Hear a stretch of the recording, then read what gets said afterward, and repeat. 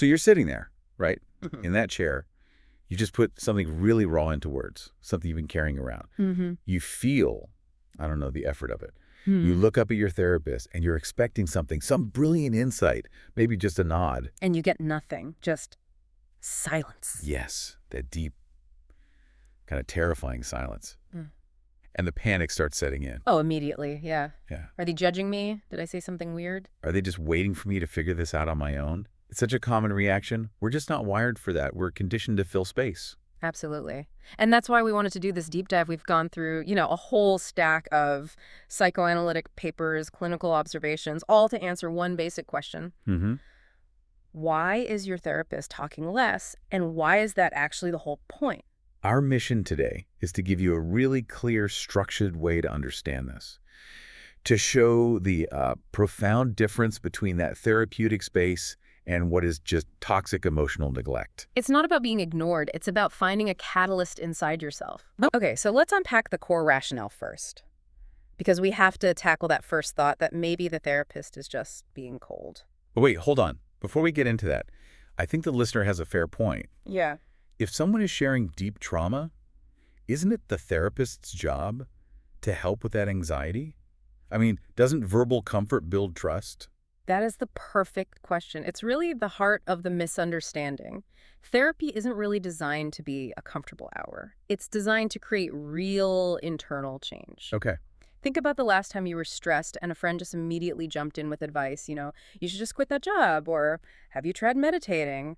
Right, and even if it's good advice, the whole energy just shifts. I stop thinking about my feeling and I start either defending my choices or just trying to follow their plan. Exactly. The focus moves from you to them. A therapist who talks too much is basically doing the same thing. They're giving you unsolicited advice. By staying quiet, they're creating space, not just filling it. And this is where that snow globe analogy from the sources comes in, which I thought was just perfect. Yeah, it's a great one. If your mind is a snow globe that's been shaken up by stress or, a conflict, it's just a swirling mess. You can't see anything clearly. Nothing. And if the therapist keeps talking, keeps advising, they're basically just poking the globe.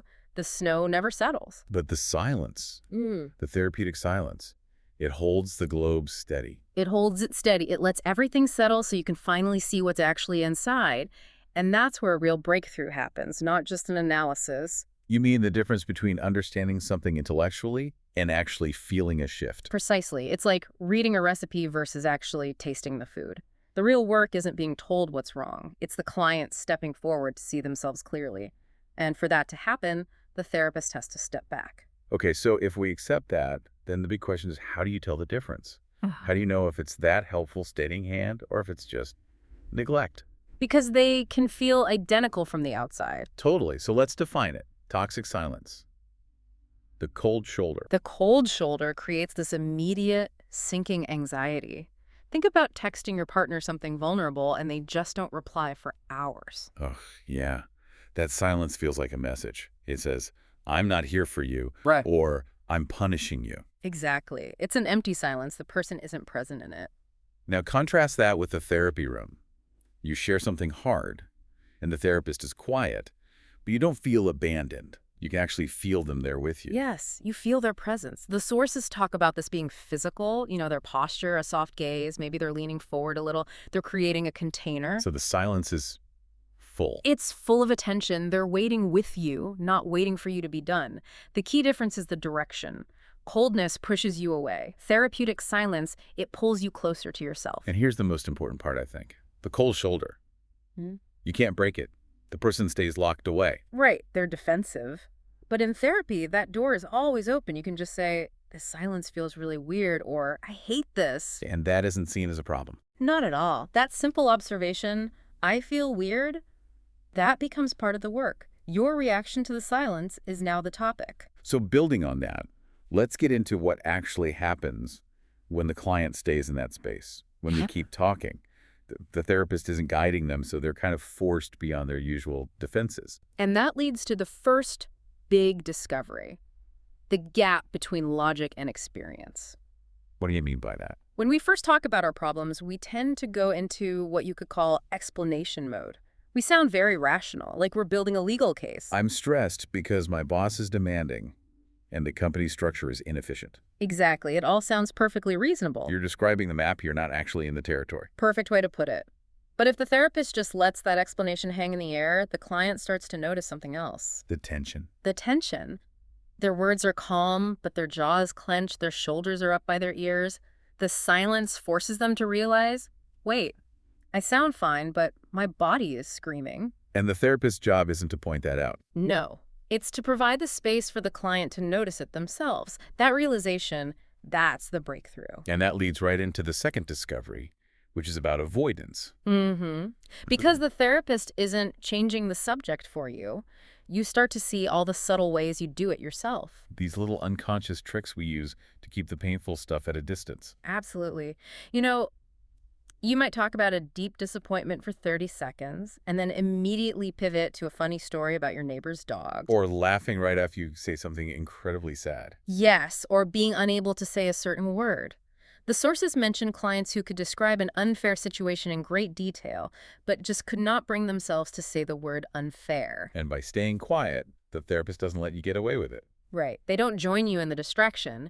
They basically hold you at the edge of that fence you've built, so you have to look at it and wonder what's on the other side. Okay, and this third discovery it's fascinating. It goes beyond the here and now and taps into a whole lifetime of patterns. This is where things get really deep.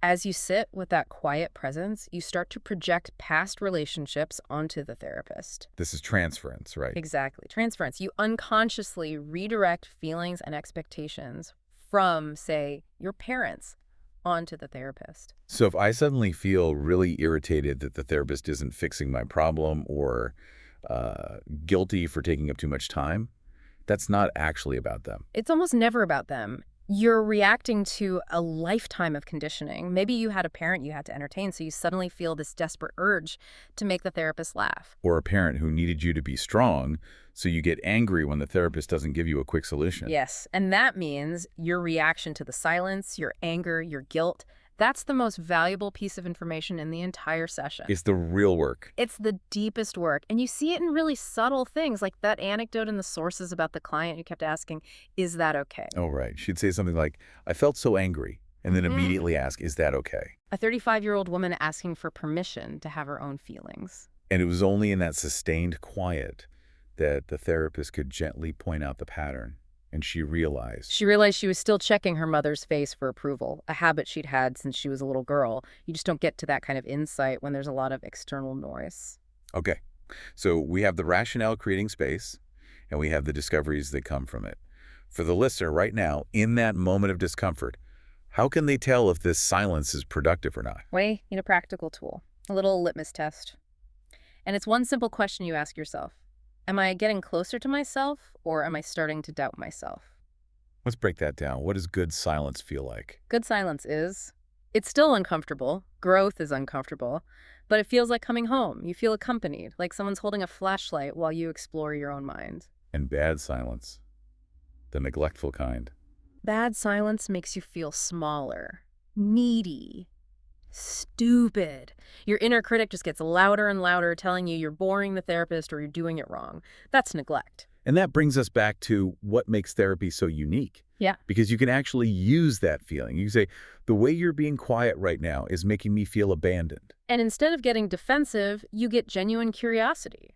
That ability to explore your reaction to the silence is the work itself. Because those reactions are showing up everywhere else in your life. That's a perfect way to wrap this up. We started with the snow globe, all shaken up. And therapeutic silence is the act of holding it steady. It's not about the therapist fixing you with their words. No, it's about giving you the space to finally hear your own voice clearly. Maybe for the first time. The silence isn't empty space. It's full of possibility. It's full of you. So here's a final thought for you to take with you from this deep dive. Think about a time this past week when you felt a really strong urge to fill a silence. Maybe at work, or on a tense phone call, or even just when you were alone and you grabbed your phone. Was that impulse driven by a real need to communicate? Or was it a fear of rejection? What's the feeling you're trying to outrun with your words?